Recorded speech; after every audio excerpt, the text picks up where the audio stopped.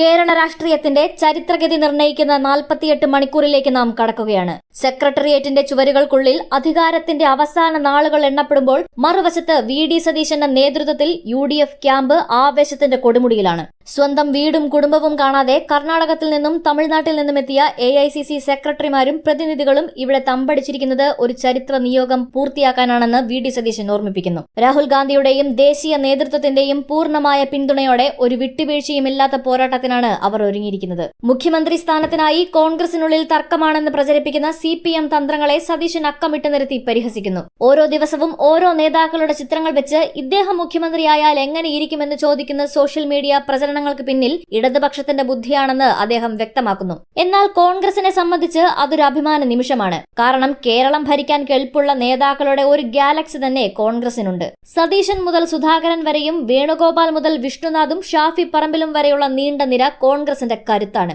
ഈ കരുത്തു ഭയന്നാണ് എതിരാളികൾ നുണക്കഥകൾ മെനയുന്നത്. സ്ഥാനാർത്ഥി നിർണയത്തെ ചൊല്ലി തർക്കമുണ്ടെന്ന മാധ്യമ വാർത്തകളെയും അദ്ദേഹം തള്ളിക്കളയുന്നു. നേതാക്കൾ തമ്മിൽ യാതൊരു ഭിന്നതയില്ലെന്നും ഒരു കുടുംബത്തിലെ അംഗങ്ങളെ പോലെ ഐക്യത്തോടെയാണ് മുന്നണി മുന്നോട്ടു പോകുന്നതെന്നും സതീശൻ അടിവരയിടുന്നു. വേണമെങ്കിൽ MV ഗോവിന്ദൻ മാഷിന്റെയോ EP ജയരാജന്റെയോ ചിത്രങ്ങൾ വെച്ച് ഇവർ മുഖ്യമന്ത്രിയായാൽ എങ്ങനെയിരിക്കുമെന്ന് തിരിച്ചു ചോദിക്കാൻ തങ്ങൾക്കും അറിയാമെന്നും എന്നാൽ അത്തരം തരം താഴ്ന്ന രാഷ്ട്രീയത്തിലേക്ക് തങ്ങൾ പോകില്ലെന്നും അദ്ദേഹം പറയുന്നു. ശിഥിലമായിക്കൊണ്ടിരിക്കുന്ന LDFനെതിരെ ഒരേ മനസ്സോടെ പോരാടുന്ന ടീം UDF ആണ് ഇന്നത്തെ കരുത്ത്. ഇതൊരു വെറും തിരഞ്ഞെടുപ്പല്ല, മറിച്ച് കേരളത്തിലെ ജനങ്ങളോടുള്ള നീതി പുലർത്താനുള്ള ചരിത്ര നിയോഗമാണ്. കഠിനാധ്വാനവും വിട്ടുവീഴ്ചയില്ലാത്ത നിശ്ചയദാർഢ്യവുമാണ് ഈ പോരാട്ടത്തിന്റെ ഇന്ധനം. കേരളത്തിൽ 100-ലധികം സീറ്റുകൾ നേടി UDF ഉജ്ജ്വലമായ ഭൂരിപക്ഷത്തോടെ അധികാരത്തിൽ തിരിച്ചെത്തുമെന്ന കാര്യത്തിൽ സതീശന് ഒരു സംശയവുമില്ല. ആ ആത്മവിശ്വാസം ഓരോ പ്രവർത്തകരിലേക്കും പകർന്നു നൽകിക്കൊണ്ടാണ് അദ്ദേഹം തന്റെ വാക്കുകൾ ചുരുക്കുന്നത്. 48 മണിക്കൂറുകൾക്കിപ്പുറം കേരളം ആ പുതിയ പ്രഭാതത്തിനായി കാത്തിരിക്കുന്നു. മുഖ്യമന്ത്രിയുടെ കസേര ഇളകുന്ന, ജനവിധി മാറുന്ന ആ നിമിഷത്തിന്.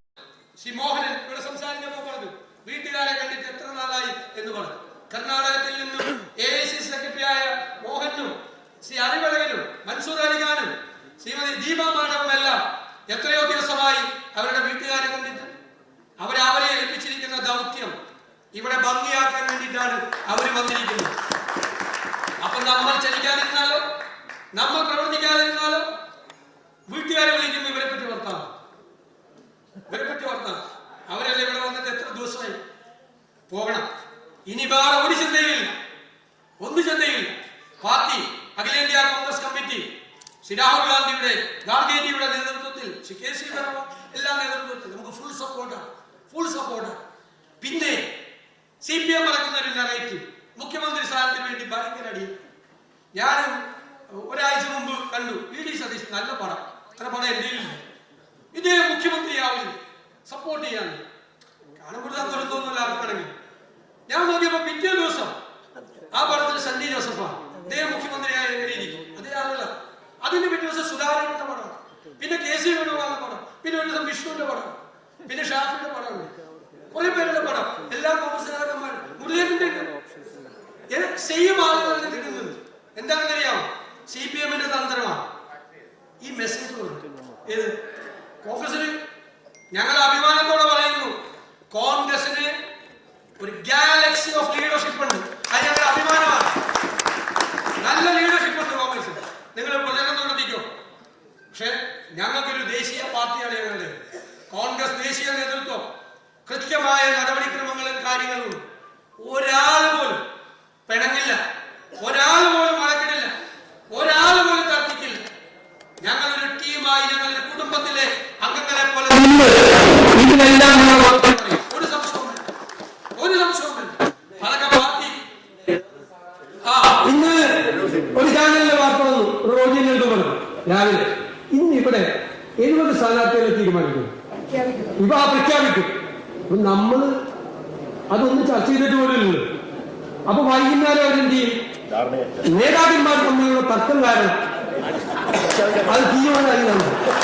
കോൺഗ്രസിലെ നേതാക്കന്മാർ, മുഖ്യമന്ത്രി സ്ഥാനാർത്ഥികളായ നേതാക്കന്മാർ അവരവരുടെ ആളുകളെ മണ്ഡലത്തിൽ കൊണ്ടുവരുന്നതിന് വേണ്ടി ശ്രമിച്ചപ്പോൾ തീരുമാനമായില്ല. ഇന്നത്തെ രാത്രി ചർച്ച അതാണ്.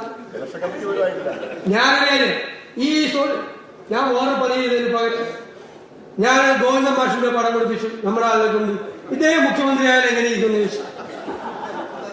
EP ജയരാജന്റെ പടം കൊടുത്ത് എന്താ കുഴപ്പമുണ്ടോ? പുള്ളിക്ക് മുഖ്യമന്ത്രിയായ EP ജയരാജൻ മുഖ്യമന്ത്രിയായ എന്താ കുഴപ്പം? സ്ഥാനാർത്ഥി മുഖ്യമന്ത്രിയാവില്ല, മുഖ്യമന്ത്രി സ്ഥാനാർത്ഥിയായ MA ബേബിയുടെ പടം. ഇനി നമ്മൾ അങ്ങനത്തെ പണി ചെയ്താൽ അതെല്ലാം കൊടുത്തേക്കും. തോമസ് ഐസക്കിന്റെ പടവും കൊടുത്തേക്കും. അതിനൊക്കെ പണം കൊടുത്തേക്കുന്ന നേതാക്കന്മാരല്ലേ, മുഖ്യമന്ത്രി സ്ഥാനാർത്ഥിയായ യോഗ്യരായിട്ടുള്ള ആളുകൾ. അതിനൊക്കെ പണി അതാണ്. ആ പണിയിൽ നിന്ന് നമ്മൾ വീഴരുത്. നമ്മൾ മനസ്സിലാക്കിക്കൊള്ളാം, ഇത് നമ്മളെ ഒന്നും പറയാനില്ല UDF-നെ കുറിച്ച്. നമ്മൾ അഭിമാനത്തോടെ പറയുന്നു, ഇത് വെറും UDF അല്ല, ടീം UDF. അപ്പുറത്ത് ശിഥിലമായി കൊണ്ടിരിക്കുന്ന LDF. നമ്മളെ സഹായിക്കാൻ കുറച്ച് പേരുണ്ട്. ഇങ്ങനെ ഇടയ്ക്കിടയ്ക്ക് ഇങ്ങനെ പത്രസമ്മേളനമൊക്കെ നടത്തി നമ്മളെ സഹായിക്കുന്ന കുറെ ആളുണ്ട്. അവരൊക്കെ ആ പത്രസമ്മേളനങ്ങൾ തുടരണം എന്നാണ് എനിക്ക് പ്രത്യേകമായിട്ട് പറയാനുള്ളത്. അപ്പോ നിറഞ്ഞ ആത്മവിശ്വാസത്തോടും, എങ്ങനെയാണ് ആത്മവിശ്വാസം? നിശ്ചയദാർഢ്യത്തിന്റെയും കഠിനാധ്വാനത്തിന്റെയും ആത്മവിശ്വാസം.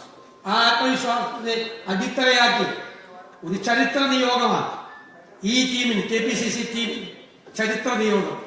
ഉജ്ജ്വലമായ ഭൂരിപക്ഷത്തോടെ 100-ലധികം സീറ്റോടുകൂടി UDF-നെ കേരളത്തിൽ അധികാരത്തിലേക്ക്, കേരളത്തിലെ പ്രവർത്തകരോട്, കേരളത്തിലെ ജനങ്ങളോടുള്ള നീതി പുലർത്തും എന്നുറപ്പ് പറഞ്ഞുകൊണ്ട് അതിനുവേണ്ടി കഠിനാധ്വാനം ചെയ്യണം എന്ന് വിനയപൂർവ്വം അഭ്യർത്ഥിച്ചുകൊണ്ട് ഞാൻ എന്റെ വാക്കുകൾ ചുരുക്കുന്നു.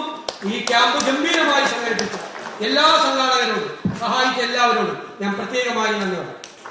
ക്യാമ്പ് ഡെലിഗേറ്റ്സ് സീറ്റിൽ തന്നെ ഉണ്ടാവണം. വിനീതമായിട്ടുള്ള അഭ്യർത്ഥന, ക്യാമ്പ് ഡെലിഗേറ്റ്സ് എല്ലാവരും സീറ്റിൽ തന്നെ ഉണ്ടാവണം. ബഹുമാന്യരായ മാധ്യമ പ്രവർത്തകർ, അല്പസമയം കൂടെ ക്യാമ്പിന്റെ സമാപനത്തിലെ ചെറിയ ചടങ്ങുകൾക്ക് മാധ്യമ പ്രവർത്തകർ ദയവായി ഒന്ന് ഹെൽപ്പ് ചെയ്യുക.